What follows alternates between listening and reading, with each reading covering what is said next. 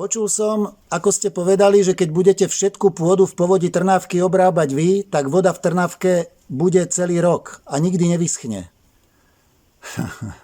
Toto mi napísal jeden, v jednom komentári som si toto prečítal, ako reakciu určite viackrát som už spomenul túto príhodu. V 22. roku okrem iných aj mňa zavolal pán primátor Bročka na také sedenie k nemu na úrad, kde sa teda chcel dozvedieť, že prečo prestala tiec Trnávka. Áno, presne vtedy takisto netiekla niekoľko týždňov, ako už teraz netečie.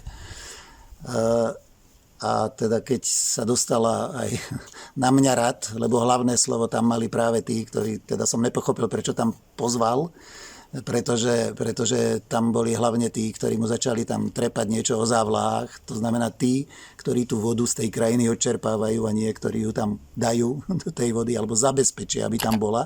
To boli iba tí, ktorí míňajú vodu.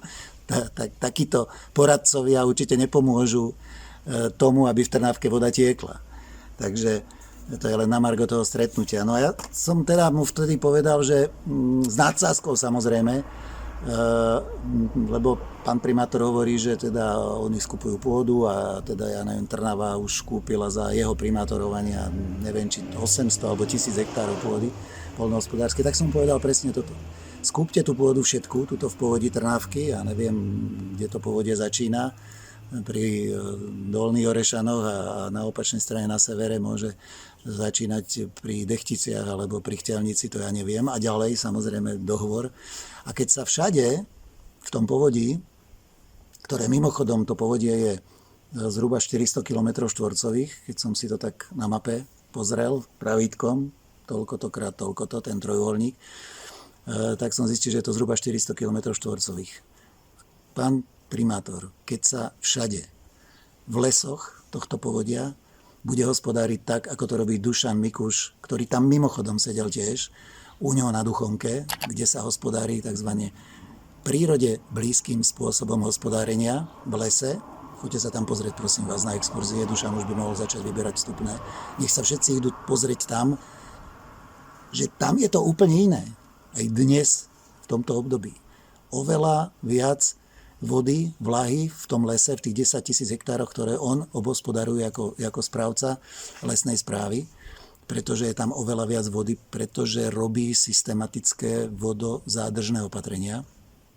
Nevidíte tam hranu na lese, nehospodári sa tam holorubným spôsobom, ale prebierkovým spôsobom, viac etážový les, pôda prikrytá a tak ďalej.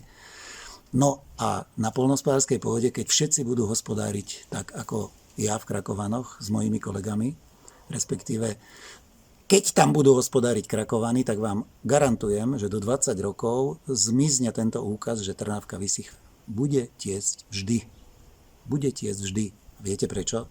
No lebo rozdiel medzi tou pôdou, ktorú tam všetci tí väčšinou na kopcoch, na svahoch orú každý rok pravidelne a zodpovedne sa starajú a precízne ju pripravujú na sejbu a na pestovanie plodín, no tak vysušujú tú pôdu a likvidujú neustále sa.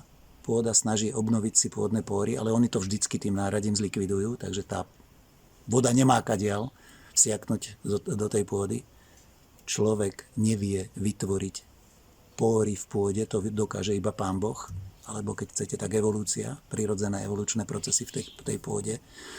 No a pretože tá voda odtečie, no tak systematicky vysušujú krajinu a dopadne to tak, že tá ich pôda má vodosekvestračnú kapacitu na 1 meter kubický pomyselný tej pôdy, vodozádržnú vodosekvestračnú kapacitu 60, 80, možno niekde aj 120 litrov na meter kubický.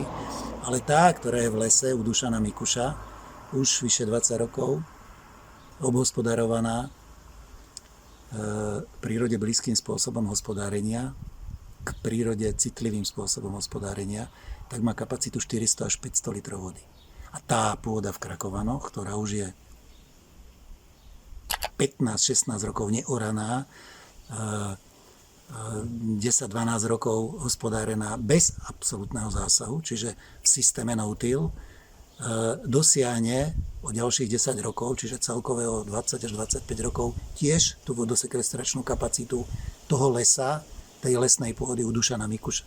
A keď v tej všetkej pôde, v tom povodí Trnávky, bude kapacita 400 až 500 litrov a nie 80 až 120 litrov, tak to povodie, tá vodosekvestračná kapacita toho povodia stúpne o 100 až 150 miliónov metrov kubických.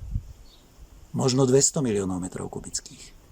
A keď táto špongia bude pomaličky uvoľňovať do svojich prameníšť, do svojich potôčikov, do prítokov Trnávky, takto postupne vodu, tak Trnávka nikdy nevyschne.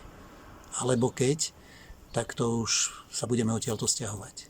Otázka je, či to aspoň skúsime, či sa oddiali táto katastrofa, lebo pri súčasnom spôsobe hospodárenia hovorí Václav Cílek, profesor Ratan Lal, Joel Salatin, Paul Hawken a všetci títo špičkoví svetoví odborníci, že nás čaká už len 40 až 50 žatiev, vrátane tejto našej Panonskej kotliny, Záhorskej nížiny, Trnavskej tabule a potom nebude zemědělství, citujem Václava Cíleka, pak bude jenom poušť. A krajina u nás, tu, aj v tejto našom Trnavskom kraji, Trnavskej župe, na území Trnavského regiónu sa zmení na takú, ako si chodíte dneska pozrieť, keď idete do Maroka alebo do Tuniska na dovolenku. Tak sa pokochajte, aby ste vedeli, čo nás čaká. Ľudia, bdejte, mám vás rád.